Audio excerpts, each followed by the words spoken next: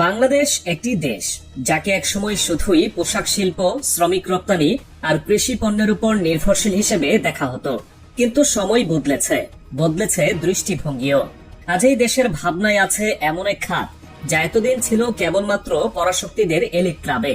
এবার বাংলাদেশ নিজেই গড়ে তুলছে নিজের সমর শক্তি, আর সেই অভিযাত্রার নাম ডিফেন্স ইকোনমিক জোন।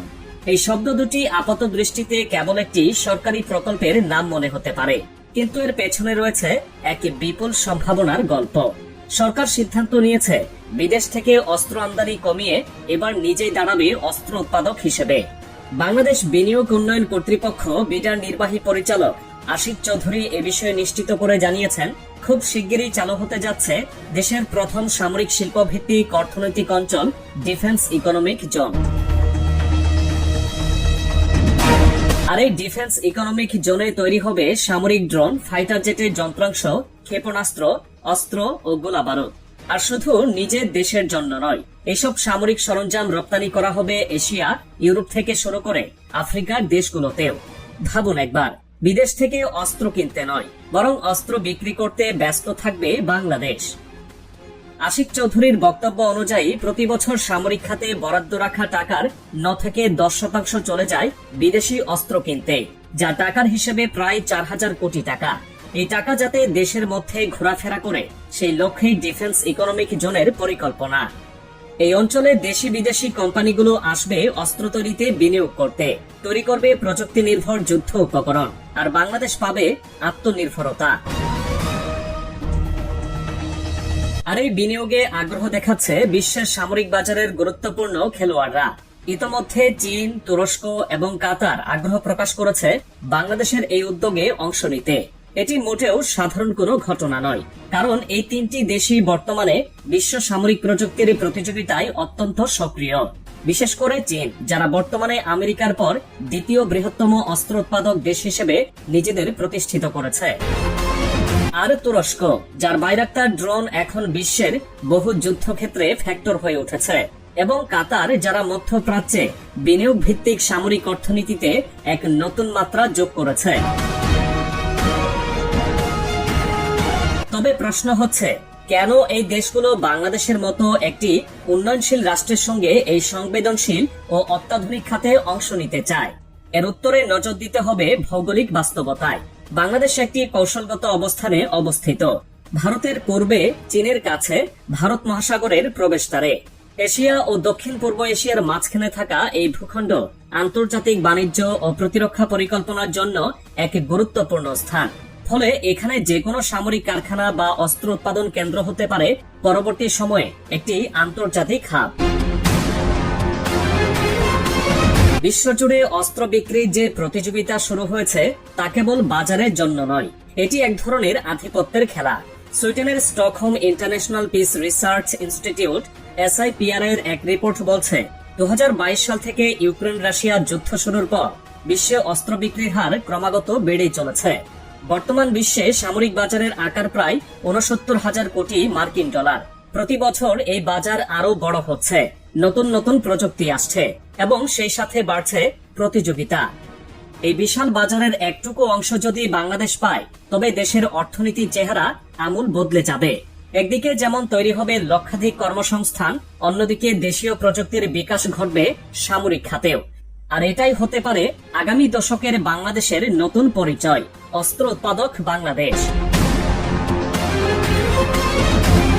কিন্তু এটা কি শুধুই কল্পনা? মোটেও না, কারণ এরই মধ্যে কিছু প্রস্তুতি শুরু হয়ে গেছে। জানা যাচ্ছে এই ডিফেন্স ইকোনমিক জোনে আধুনিক যন্ত্রপাতি, প্রযুক্তিগত গবেষণাগার এবং আন্তর্জাতিক মানের অস্ত্র পরীক্ষাগার তৈরি করা হবে, যেখানে মেড ইন বাংলাদেশ ট্যাগ লাগানো অস্ত্র বানানো হবে আন্তর্জাতিক মান বজায় রেখে।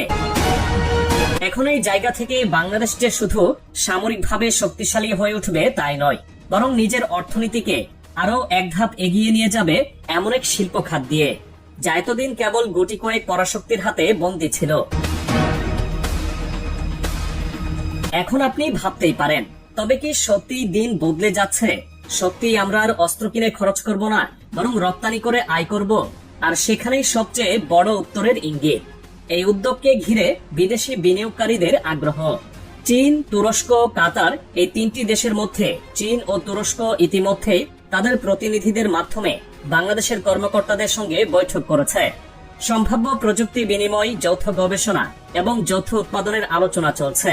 এমনকি ড্রোন প্রযুক্তি এবং স্মার্ট ফাইটার জেটের কিছু প্রাথমিক ডিজাইন সম্পর্কেও আলোচনা শুরু হয়েছে, যা ভবিষ্যতে ডিফেন্স ইকোনমিক জোনে বাস্তবায়িত হতে পারে। তবে এখানেই শেষ নয়। সাম্প্রতিক সময়ের সবচেয়ে বিস্ময়কর বিষয় হলো বিশ্বের প্রথম সারির সামরিক শক্তিধর দেশগুলোর চোখ এখন বাংলাদেশে। দক্ষিণ কোরিয়া ও জাপান এ দুটি এশীয় দৈত্য, যারা নিজেরাই যুদ্ধকালে রণকৌশলের নিখুঁত উদাহরণ, তারাও এখন বাংলাদেশের ডিফেন্স ইকোনমিক জোনে বিনিয়োগে আগ্রহ দেখাচ্ছে। বাংলাদেশ সেনাবাহিনী ও প্রতিরক্ষা মন্ত্রণালয়ের উচ্চ পর্যায়ে চলছে একাধিক বৈঠক, যেখানে আলোচনা হচ্ছে প্রযুক্তি হস্তান্তর, যৌথ উৎপাদন এবং বিশেষ অর্থনৈতিক করিডোর গড়ে তোলার পরিকল্পনা নিয়ে। শুধু কোরিয়া বা জাপান নয়, ফ্রান্স, ইতালি ও জার্মানির মতো ইউরোপীয় দেশগুলোকেও টানার চেষ্টা চালাচ্ছে বাংলাদেশ। কারণ এই তিন দেশের সামরিক শিল্প এতটাই পরিপক্ক যে তাদের প্রযুক্তির সংমিশ্রণে বাংলাদেশে তৈরি হওয়া যে কোনো সমরাস্ত্র হবে বিশ্বমানের। আর এই পদক্ষেপ শুধু প্রতিরক্ষাকে স্বাবলম্বী করবে না, বরং রপ্তানির মাধ্যমে এনে দেবে কোটি কোটি ডলারের বৈদেশিক আয়। তৈরি হবে অন্তত 10,000 উচ্চমানের টেকনিক্যাল জব, যার প্রত্যেকটি হবে বিশেষায়িত ও আন্তর্জাতিকভাবে প্রশিক্ষিত। আজকের বিপরীতে ছোট ছোট দেশও নিজেদের জন্য তৈরি করছে অত্যাধুনিক অস্ত্র। উদাহরণ হিসেবে ধরা যাক ইন্দোনেশিয়াকে, যারা নিজেদের তৈরি রাইফেল, সাজোয়াজান এবং ক্ষেপণাস্ত্র ব্যবস্থার মাধ্যমে বিশ্বের সামরিক মানচিত্রে এক অনন্য অবস্থান তৈরি করেছে। আবার মিশর, যারা চীন ও রাশিয়ার সঙ্গে যৌথভাবে যুদ্ধ বিমান ও ক্ষেপণাস্ত্র বানিয়ে শুধু নিজেরাই ব্যবহার করছে না, বিদেশেও রপ্তানি করছে। একে বলা যেতে পারে কৌশলগত আত্মনির্ভরতার প্রকৃত উদাহরণ। বাংলাদেশ যদি সত্যি চূড়ান্তভাবে একটি পূর্ণাঙ্গ সমরশিল্প গড়ে তুলতে পারে, তাহলে এটা হবে শুধু এক দেশীয় অর্জন নয়, হবে এক বিশাল ভূরাজনৈতিক বার্তা। কারণ বাংলাদেশ অবস্থান করছে এমন এক অঞ্চলে যা চীন, ভারত, মিয়ানমার ও বঙ্গোপসাগরের কেন্দ্রবিন্দুতে। এখানে একটি শক্তিশালী সামরিক শিল্প থাকা মানে সকল শক্তির মধ্যে ভারসাম্য, নিরপেক্ষতা ও স্বাধীন অবস্থান ধরে রাখা। আর এই শিল্প হবে একযোগে বেসামরিক ও সামরিক প্রযুক্তির সংমিশ্রণে গঠিত, যা বাংলাদেশের মোট শিল্পায়ন কাঠামোকে রূপান্তরিত করে ফেলবে। আর ঠিক এখানেই এক নতুন ইতিহাস লিখতে প্রস্তুত হচ্ছে বাংলাদেশ। হয়তো আর কিছু বছর পর যখন কোন যুদ্ধক্ষেত্রের হেলিকপ্টারের গায়ে লেখা থাকবে মেড ইন বাংলাদেশ, শুধু টি শার্ট নয়, ড্রোন, রাডার, স্মার্ট গাইডেড মিসাইলেও দেখা যাবে বাংলাদেশের লাল সবুজ পতাকার ছাপ। তখন বাংলাদেশের সামরিক শিল্প শুধু দেশীয় নিরাপত্তাই নিশ্চিত করবে না, বরং আন্তর্জাতিক অস্ত্র বাজারে গর্বিত অবস্থান তৈরি করবে। একটি সময় ছিল যখন আমাদের অস্ত্র নির্ভরতা ছিল বাইরের দয়ার উপর, আর সেই বাংলাদেশ নতুন যুগে প্রবেশ করছে, যেখানে কারখানা গড়ছে, প্রযুক্তি নিচ্ছে এবং ভবিষ্যতে নেতৃত্ব দেবে। এবার সেই ইতিহাস রচিত হবে গর্বের কলমে, আর তার কালি হবে বাংলাদেশের আত্মনির্ভরতা, সাহস আর বুদ্ধিমত্তার প্রতিচ্ছবি।